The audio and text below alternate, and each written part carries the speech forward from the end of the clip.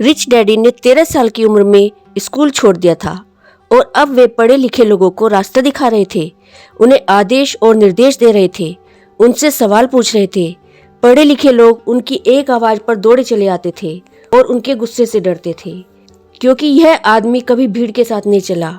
इस आदमी ने खुद के दम पर सोचा और फैसले लिए। उन्हें इन शब्दों से काफी चिढ़ होती थी, जैसे कि हमें इस तरह से इसलिए करना चाहिए क्योंकि सभी लोग इस तरह से करते हैं। Famous book rich dad poor dad के लेखक रॉबर्ट कियोसाकी कहते हैं, माइक और मैं उनके साथ रहकर जितना सीखे उतना हमने स्कूल में बिताए सालों में कभी नहीं सीखा, कॉलेज में भी नहीं। जितना ज्यादा ऑथर और माइक रिच डैड के साथ बैठकर इंटेलिजेंट लोगों से सीख गए, उतना ही वह स्कूल की एजुकेशन सिस्टम और उनके बाकी क्लासमेट से अलग होते रहे। इसलिए जब भी उनके क्लास टीचर कहते थे कि अगर तुम अच्छे नंबर नहीं लाए तो तुम्हें फ्यूचर में अच्छी जॉब नहीं मिलेगी, ऑथर और माइक छुप छुप कर हंसते थे और सोचते थे इसलिए ही शायद रिच डैड एजुकेशन को हेट करते हैं, क्योंकि स्कूल बच्चों की पूरी क्रिएटिविटी खराब कर देता है और उन्हें सिर्फ गुड एम्प्लॉयज बनाता है, न कि मालिक। रिच डैड के पास स्कूल की शिक्षा तो नहीं थी, परंतु उनके पास पैसे की शिक्षा थी। वे ऑथर को बार बार बताते थे कि एक समझदार आदमी अपने से ज्यादा समझदार लोगों को नौकरी पर रख सकता है। मित्रों, रिच डैड पुअर डैड के लेखक रॉबर्ट कियोसाकी ने अपने रिच डैड से पैसे के मामले में 6 इम्पोर्टेंट सबक सीखे। लेसन 1 का वीडियो पहले से ही चैनल पर अपलोडेड है, जाकर जरूर देख लीजिएगा और भी अच्छी तरह से सब कुछ समझने के लिए।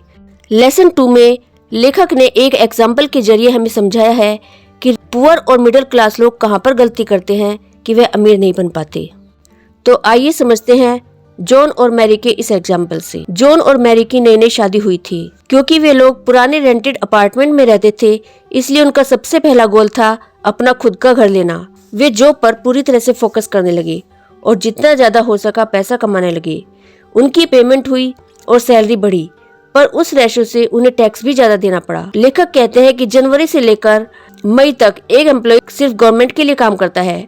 एवरेज एम्प्लॉय की सैलरी का एटलीस्ट 15% पेमेंट गवर्नमेंट टैक्स के रूप में काट लेती है, जो पैसा एम्प्लॉय देख भी नहीं पाता। जैसे ही उनके पास पैसे आए, उन्होंने डाउन पेमेंट करके लोन पर घर खरीद लिया और अपने लिए एक और टैक्स क्रिएट किया, प्रॉपर्टी टैक्स। फिर उन्होंने अपने नए और बड़े घर के साथ मैच करने के लिए न्यू कार, फर्नीचर और न्यू अप्लायंसेस खरीद लिए और फाइनली उन्हें रियलाइज हुआ कि उनका लायबिलिटीज का कॉलम पूरा हो चुका है और लोन और क्रेडिट कार्ड के बिल से अब वह लोग रेट रेस में फंस चुके थे। क्योंकि अगर अब वह चाहे भी तो कुछ अलग करना, जॉब के साथ या जॉब छोड़कर कोई बिजनेस स्टार्ट करना, तो वह नहीं कर पाएंगे, क्योंकि अब हर मंथ उन्हें पैसे चाहिए अपने सब पेमेंट करने के लिए। सभी लोग कुछ अलग नहीं कर पाते और अपनी जॉब सिक्योरिटी में बन जाते हैं और फिर बच्चे होते हैं और उन्हें और भी ज्यादा काम करना पड़ता है और यह साइकिल चलता ही जाता है। और ऐसे लोग ही जब ऑथर से पूछते हैं कि कैसे वह अमीर बन सकते हैं, तब ऑथर उन्हें कहते हैं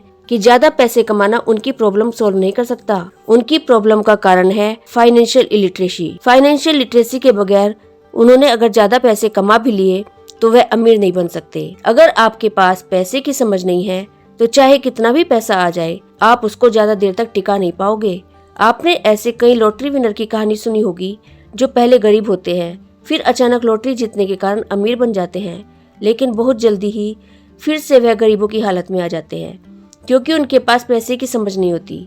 वह जल्दी से बंगला गाड़ी खरीदेंगे, घूमे फिरेंगे और ऐश करने के बाद सारे पैसे कमा देते हैं और बहुत ही जल्दी पहले की स्थिति में आ जाते हैं या फिर उससे भी ज्यादा खराब स्थिति में आ जाते हैं। तो मित्रों, आप सोच रहे होंगे कि ज्यादा पैसा कमाना प्रॉब्लम का सॉल्यूशन नहीं है, तो फिर क्या है? वह कौन सी गलती है जो जॉन और मैरी ने की और अमीर बनने का क्या तरीका है? पैसे की समझ कहाँ से लें, कहाँ से शुरुआत करें? क्या फिर से कॉलेज जाएं? नहीं दोस्तों, पैसे की समझ लाने के लिए आपको फिर से कॉलेज जाने की जरूरत नहीं है। इन्हीं प्रश्नों के उत्तर बड़े ही सिंपल तरीके से इस चैप्टर में लेखक ने बताए हैं। और यदि आज आप यह वीडियो पूरा देख लेते हैं तो आपको अमीर बनने से कोई नहीं रोक सकता।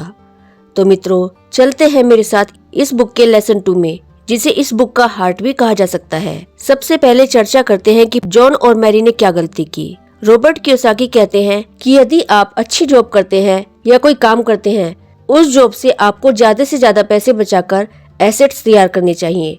उस पैसे को या तो किसी ऐसे बिजनेस में लगाने चाहिए जिससे आपका पैसा काम पर लग सके, फिर आपके पैसे से पैसा बन सके।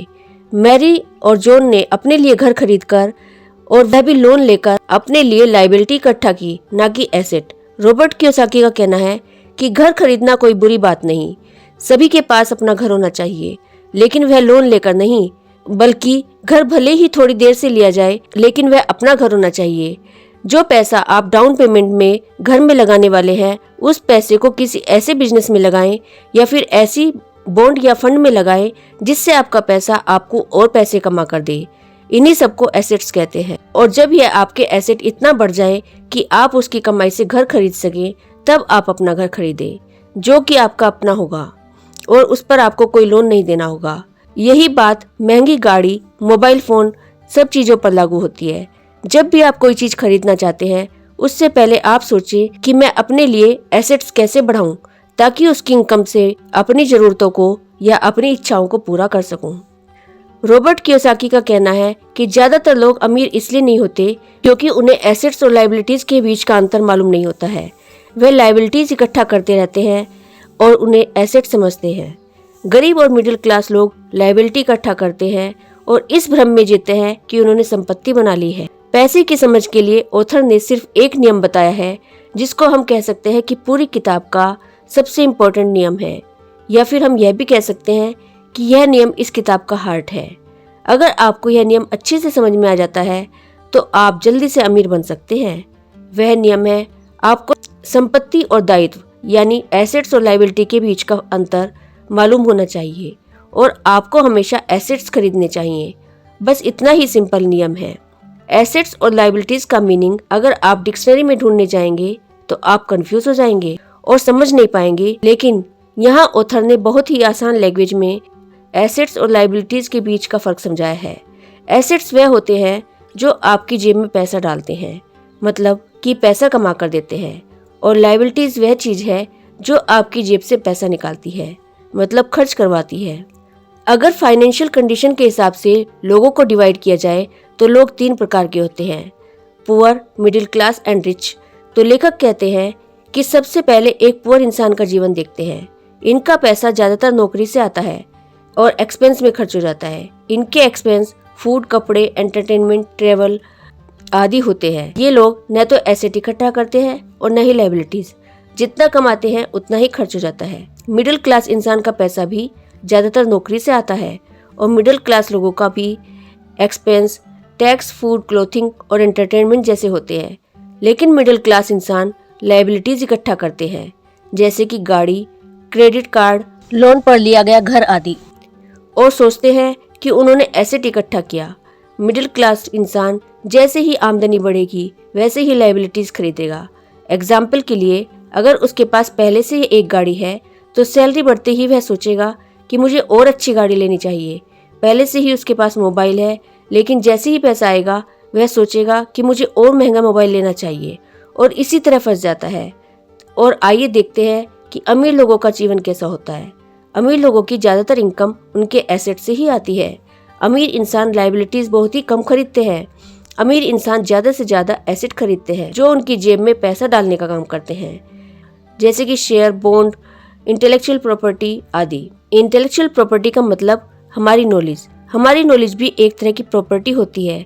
अमीर लोग नॉलेज में भी इन्वेस्ट करते हैं, इमूवेबल प्रॉपर्टी में पैसा लगाते हैं, और इसलिए अमीर इंसान और भी अमीर बनता है। उनकी एसेट्स वाले कॉलम से इतनी इनकम होती है कि उनका खर्चा आराम से निकल जाए और उससे भी पैसे बच जाते हैं, जिससे वह और एसेट्स खरीदते हैं। और जब तक वह इस स्थिति तक न पहुंच जाएं कि उनके एसेट से उनका खर्चा निकलने लगे, तब तक वह अपने खर्चों पर नियंत्रण और धैर्य बनाकर रखते हैं, और इसलिए अमीर इंसान और अमीर बनता है।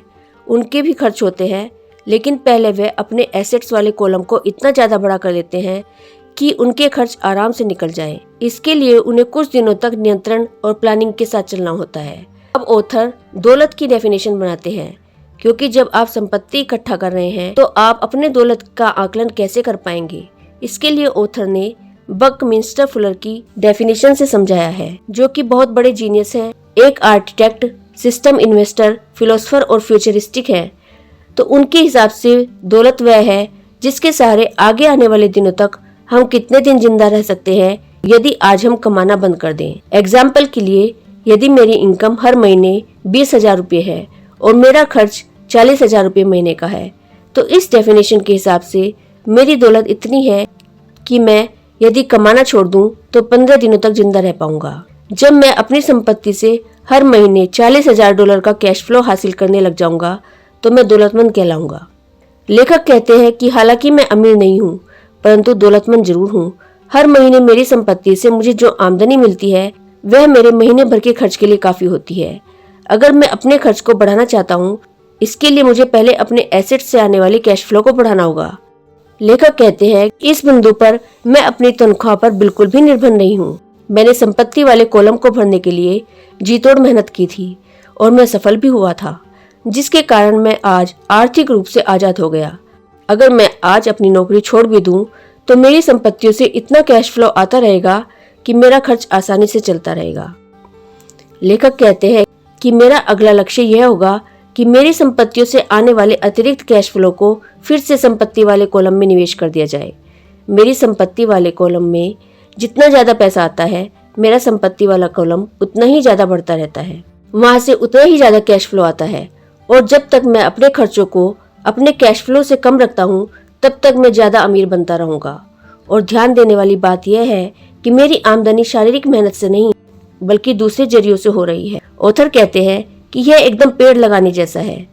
आपको पेड़ में कुछ सालों तक पानी देना पड़ता है और जब वह थोड़ा बड़ा हो जाता है और उसकी जड़ मिट्टी के एकदम अंदर तक पहुंच जाती है तब आपको उसे और पानी देने की जरूरत नहीं होती और वह आपको छांव देता है, जिसके नीचे आप पूरी जिंदगी खुशी खुशी रह सकते हैं। वास्तव में दौलत एसेट से आने वाले कैश फ्लो को उनके खर्चों से तुलना करना है। और लेखक कहते हैं कि जब तक बार बार निवेश करने की यह प्रक्रिया चलती रहती है, मैं अमीर बनने की राह पर तेजी से चलता रहूंगा। अमीरी की असली परिभाषा देखने वालों की निगाह में होती है। आप कभी भी अत्यधिक अमीर नहीं हो सकते। तो यहाँ पर गरीब और अमीर लोगों में यही अंतर होता है। अमीर लोग संपत्ति खरीदते हैं, गरीब केवल खर्च करते हैं। मध्यम वर्ग दायित्व खरीदता है परंतु यह सोचता है कि वह संपत्ति खरीद रहा है। तो मित्रों, आशा करती हूँ कि आप समझ गए होंगे मिडिल क्लास लोग कहाँ पर गलती करते हैं कि अमीर नहीं बन पाते। मिडिल क्लास लोग जल्दी से जल्दी लायबिलिटीज इकट्ठा करते हैं, जैसे कि बड़ा घर, गाड़ी, महंगा मोबाइल आदि। जबकि जो लोग अमीर बनना चाहते हैं वो पहले एसेट्स इकट्ठा करते हैं, जैसे बॉन्ड, शेयर और इमूवेबल प्रॉपर्टी। जैसे कि एक ऐसा घर जिसे किराए पर चढ़ाकर वो और ज्यादा संपत्ति अर्जित कर सके। और कुछ दिन अपने खर्चों पर और अपने शौक पर नियंत्रण रखते हैं। जब उनके एसेट्स उन्हें इतनी इनकम बनाकर देने लगते हैं कि उनके खर्चे उससे निकलने लगे, तब वो जाकर अपने शौक पूरे करते हैं। तो मित्रों, आशा करती हूँ कि आज की बुक समरी से आपको काफी कुछ सीखने को मिला होगा। यदि यह वीडियो आपको अच्छा लगा है तो इसे लाइक शेयर जरूर कीजिएगा और आपके अपने चैनल वर्ड्स ट्रेजर को सब्सक्राइब कर लीजिएगा। Thank you.